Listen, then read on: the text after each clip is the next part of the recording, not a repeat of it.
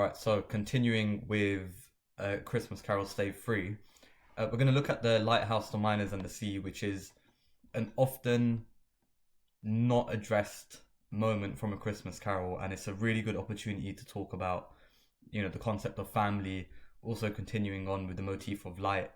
If you get an essay question about family, community, if you get an essay question about social critiques, if you get a question about Christmas, like these three examples from Stave 3 are excellent moments to talk about in the text.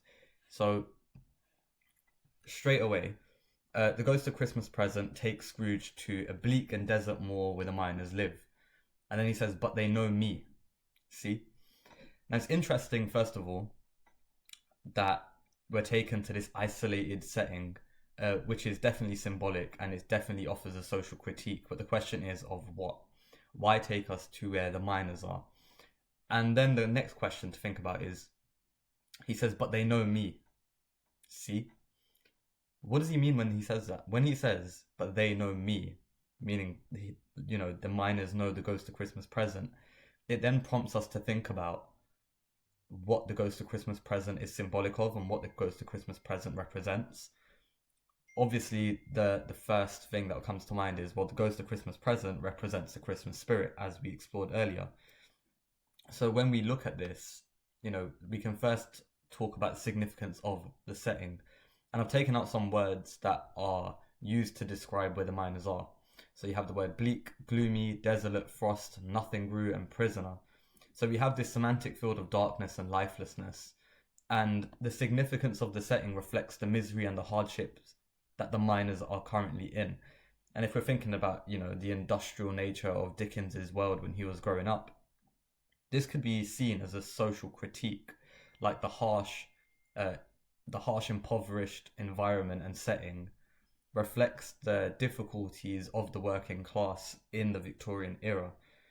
But then it's completely contrasted by the spirit of the miners because, the miners are described as cheerful company assembled around a glowing fire. Again, this imagery of fire, which, we can connect back through the staves. So we have, first and foremost, Scrooge's fire, which is really small. Then he gives Bob Cratchit only one coal. And then later on, we see that motif of light again when, the Ghost of Christmas Past is there with a clear jet of light. So the miners are sat around the fire. They're cheerful. They're in. I think the word company is quite interesting because it contrasts with Scrooge and his isolation. And they're around that glowing fire, suggesting that, that warmth, that Christmas spirit, that sense of community bonds them together even in the harshness of their own conditions. And then the second quote I picked out is, their children and their children's children and another generation beyond that, all decked out in their holiday attire. So if I was to get an essay question on family, community, companionship, relationships, this is a really, really good quote and a really good moment to talk about in A Christmas Carol, because Dickens really exaggerates and emphasizes the progress throughout generations and how all of them are embodying the spirit of Christmas. They're all decked out in their holiday attire. And, you have that progression from the children, their children's children, and another generation beyond that. So that extension of family is connected with, the Christmas spirit. They're all celebrating Christmas. They're all gathered around the glowing fire. And you have, this generations of, the miners' family all celebrating and united under that idea of Christmas. And this completely contrasts Scrooge, obviously, who rejects Fred's invitation to Christmas. And Scrooge not only rejects his invitation to Christmas, he's described in that first stave as completely isolated. He doesn't want anything to do with family. You can even think back to Belle, and when her husband walked past Scrooge's office and saw him alone and isolated and neglected, even as a child in The Ghost of Christmas Past, where he's solitary and neglected, and then later on he's solitary as an oyster. So that isolation is completely contrasted here with the miners. So what would we say about this moment? I mean, one, we have the social critique of industrial conditions, but two, that unifying nature of Christmas and the importance of family, even in a setting that is as isolated and as bleak and as lifeless as where the miners are. So that's the first moment to talk about. The second moment is this lighthouse. So the quotes that I picked out are as follows. We have the solitary lighthouse out at sea. Again, this imagery and motif of light reoccurring.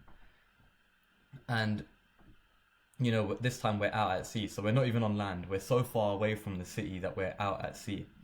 And this isolation and turbulence of the sea could again be symbolic and reflect Scrooge's personality and his character. And that lighthouse could symbolize that sense of hope of Christmas and how it's going to change him and transform him. But the light doesn't stop there. I know it sounds like I'm crazy about light, but you know, it's so significant in this text. Out at sea, with this lighthouse, we have two men who watched the light had made a fire.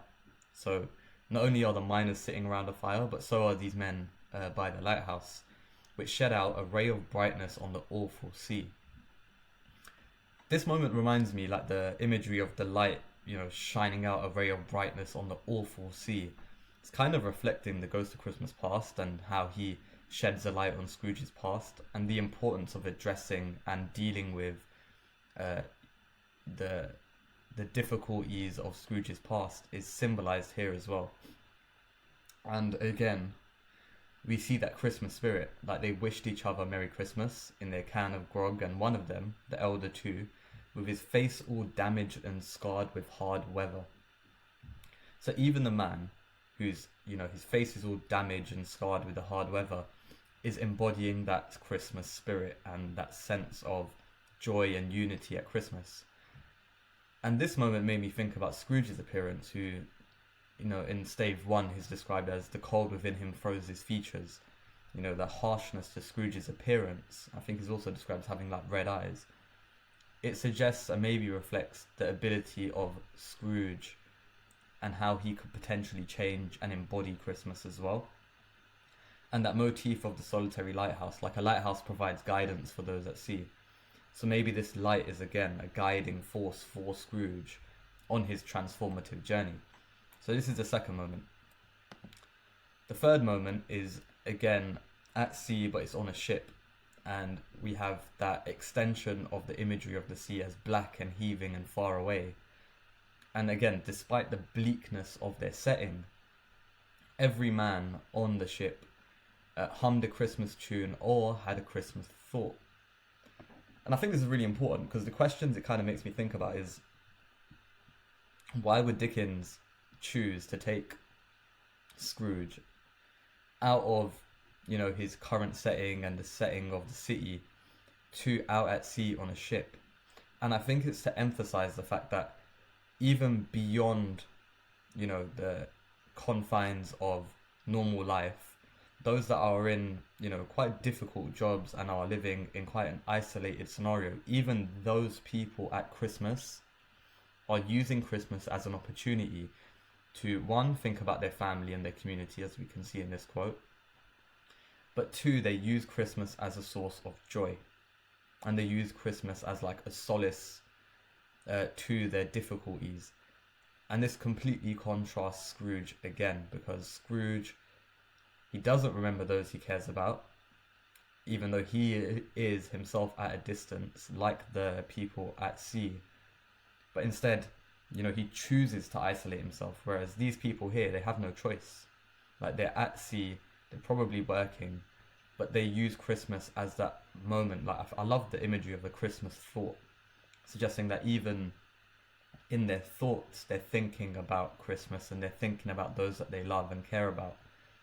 And it really emphasizes the importance of family, especially for those that are dealing with such situations like the miners and those working at sea. And for Scrooge, watching this, he can reflect on, I mean, he's probably really surprised to see these people embodying Christmas.